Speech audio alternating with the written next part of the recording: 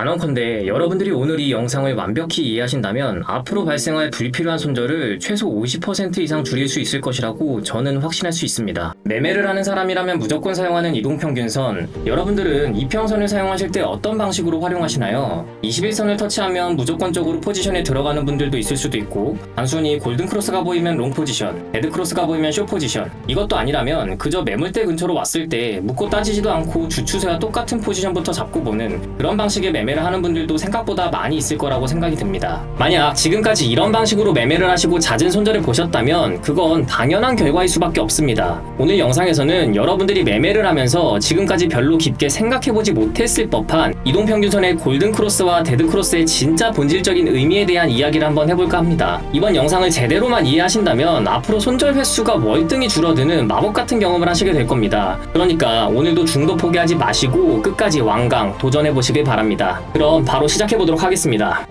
여러분들이 투자를 하면서 통제할 수 있는 유일한 것은 손실뿐입니다.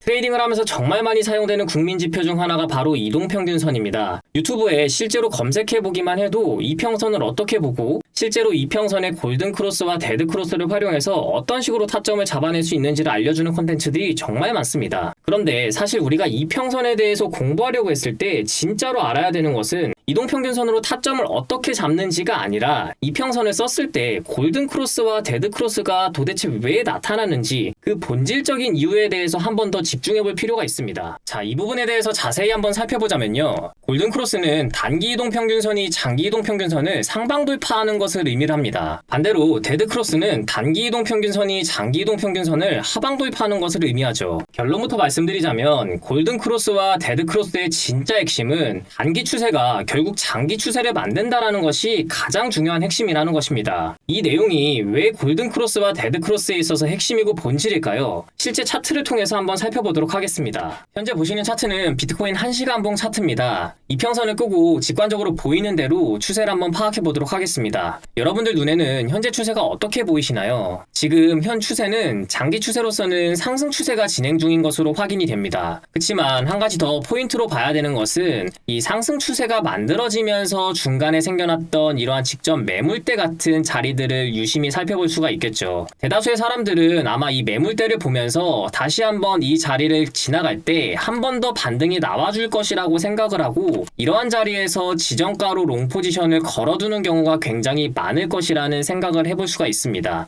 그렇지만 여기서 우리가 중요하게 생각해야 되는 것은 현재 가격대가 상승 추세가 진행 중이긴 하지만 지금으로서는 단기 조정을 맞고 있다는 것을 우리가 잊어서는 안 된다는 점입니다. 그래서 지금 현재 이 자리를 정확하게 체크를 해보고 한 단계 타임프레임을 낮춰서 단기 추세가 어떻게 진행 중인지 한번 체크해 보도록 하겠습니다. 해당 자리를 15분 타임프레임으로 낮춰서 돌아가서 살펴보면 지금 강한 하락 추세가 진행 중인 것을 확인을 해볼 수가 있기 때문에 이러한 자리에서 무지성으로 롱 포지션을 탔다가 어떻게 되는지 1시간봉으로 넘어가서 이 추세가 앞으로 어떻게 될 것인지 한번 확인해 보도록 하겠습니다. 결과론적으로 살펴보면 우리가 지지가 나올 것이라고 예상했던 이러한 자리에서 정확한 반등이 나오지 못하면서 오히려 지지 라인을 하방 돌파하면서 손절이 나오는 것을 확인을 해볼 수가 있습니다. 제가 이런 부분들을 설명드리는 이유는 이 단기 추세가 하락으로 이어졌을 때 이 힘이 워낙 강하다면 장기 추세인 상승마저 하락으로 바꿔버릴 수 있기 때문에 우리가 이런 식으로 예측을 해서 매매를 하는 것은 굉장히 매매 습관으로서 좋지 않은 습관이라는 점을 거듭 강조드리고 싶었습니다. 그래서 이 매매를 만약 올바르게 했더라면 장기 추세는 상승인데 단기 추세는 하락이기 때문에 서로 방향성이 일치하지 않으므로 포지션 진입을 안 할 수 있었기 때문에 충분히 손실을 면할 수 있는 기회가 있었다. 이렇게 새롭게 접근해 볼 수 있다는 점도 우리가 반드시 기억해야 된다는 것이죠. 추가적으로 비슷한 차트의 사례를 한 번 더 살펴보면 현재 이 차트는 하락 추세가 진행 중인 것을 확인을 해볼 수가 있고 추가로 체크할 수 있는 것은 이 매물대가 쌓여있는 이러한 자리를 한번 체크를 해볼 수가 있습니다. 저 같은 경우는 밥 먹고 차트만 보는 사람이라서 매물대가 어디에 가장 많이 쌓여 있는지 한눈에 보이지만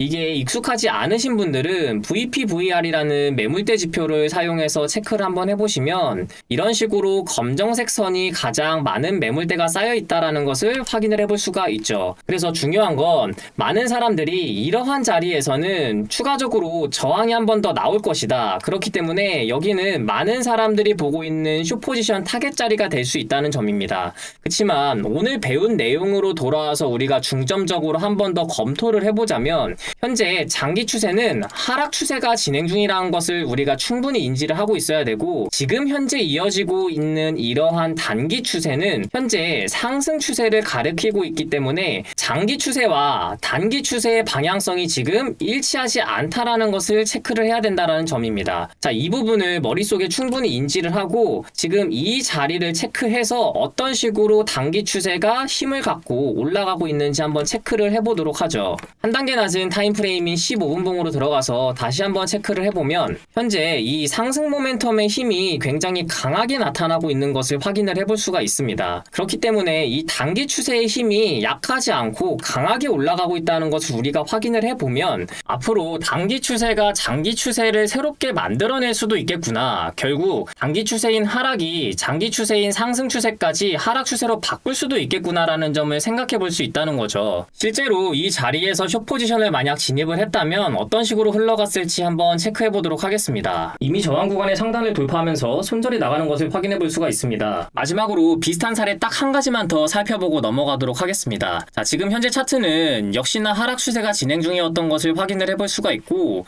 이 하락 추세가 진행 중에 만들어진 이 매물대를 한번 이렇게 체크를 해볼 수가 있습니다. 자, 지금 이 매물대를 이렇게 연결을 해봤을 때 현재 상승 모멘텀 캔들이 이런 식으로 하나가 발견이 됐는데, 만약 이러한 자리에서 숏 포지션을 무조건적으로 타겟을 해서 지정가를 걸어둔다면 앞으로 어떤 식으로 흘러가는지 한번 체크를 해보죠. 역시나 마찬가지로 내 예상과 다르게 단기 추세인 상승이 장기 추세인 하락을 상승으로 완전히 바꾸는 것을 확인을 해볼 수가 있습니다. 지금까지 비슷한 사례를 3번이나 언급드리면서 같은 설명을 드렸는데 혹시 제가 말씀드리고자 하는 바가 어떤 건지 이제 조금 이해가 가셨을까요? 제가 이 부분을 왜 이렇게 거듭 강조드리냐면 선물 시장에는 청산 시스템이 존재하기 때문입니다. 만약 이 단기 추세가 장기 추세를 만들어낼 수 있다는 사실을 전혀 고려하지 않고 매매를 한다면 앞으로 지옥 같은 상황을 언제든지 맞이할 수 있기 때문입니다. 이것 또한 예로 한번 들어보겠습니다. 트레이딩을 하면서 이평선만큼 많이 사용하는 지표가 바로 이 피보나치 되돌림이 아닐까 생각이 드는데요. 상승파동의 저점과 고점을 연결해서 작도를 했을 때 그 황금 비율이 나오는 0.382, 0.5, 0.618 이러한 구간들을 메인으로 타겟을 해서 분할 매수를 하는 것이 바로 이 피보나치 되돌림 매매법의 핵심인데, 사실 이 방식은 장점도 분명하지만 선물 시장에서만큼은 그 단점이 워낙 더 크다고 개인적으로 생각을 합니다. 제가 이렇게 생각하는 이유는 이 리스크 관리에 너무나도 취약한 매매법이기 때문이죠. 이게 왜 리스크 관리에 안 좋냐라고 반문할 수도 있지만 이 피보나치 매매법을 기준으로 한 분할 매수 방법은 결국 물타기 방식으로 하는 것이기 때문에 한 번이라도 내가 원하는 방향대로 반등이 나오지 않는다면 한 번에 청산당할 수 있는 매우 위험한 매매 방법 중 한 가지로 생각이 됩니다. 실제로 분할 매수를 그렇게 해서 평단가가 이쯤으로 맞춰졌다고 가정을 했을 때 내가 예상한 단기 추세는 이쯤으로 와서 정확하게 반등을 주는 것을 예상했는데 예상과는 다르게 단기 추세의 힘이 너무나도 강해서 오히려 아래로 강하게 내려 꽂아서 단기 추세가 장기 추세를 완전히 전환시켜버리는 그런 상황이 발생했다고 가정하면 여러분들은 과연 이런 자리에서 정확하게 손절을 하실 수가 있으신가요? 아마 제 생각에는 그렇게 하기가 매우 어려울 것이라고 생각이 됩니다. 왜냐하면 이 분할 매수라는 것 자체가 이미 여기에 많은 비중이 실려 있다는 것을 뜻하고, 여러분들이 분할 매수라는 심리 자체가 내가 생각한 방향대로 언젠가는 다시 한번 움직여줄 것이라는 심리가 매우 크기 때문에 사실 기도 메타로 매매를 하면서 작은 손실로 끝낼 수 있는 골든타임을 모두 놓쳐버리고 그냥 보내버릴 확률이 매우 높은 매매법 중 하나입니다. 그렇기 때문에 여러분들이 여기서 분명히 알아야 되는 것은 선물 시장에 있어서만큼은 10번 중에 9번 수익을 전부 냈어도 단 한 번 방향성을 잘못 맞추는 것만으로도 그 안 좋은 매매 습관이 길들여져 있다면 그 한 번의 손실로 모든 것을 잃을 수 있는 것이 이 선물 시장이란 것을 반드시 알아야 된다는 것이죠. 그래서 오늘 영상에서 핵심적으로 말씀드리고 싶은 것은 단순히 지지저항, 매물대, 이평선, 골든크로스, 데드크로스 이런 것만 따져서 무지성으로 롱숏 지정가를 걸어두는 것이 아니고 이 추세가 어떤 식으로 흘러가는지에 대한 시장 파악을 하면서 정확하게 타이밍을 보고 타점을 잡아야 된다는 점입니다. 오늘 이 영상이 조금 어렵게 느껴지실 수도 있겠지만 조금만 심도 있게 고민해 보시고 이게 왜 중요한지에 대해서 생각해 보신다면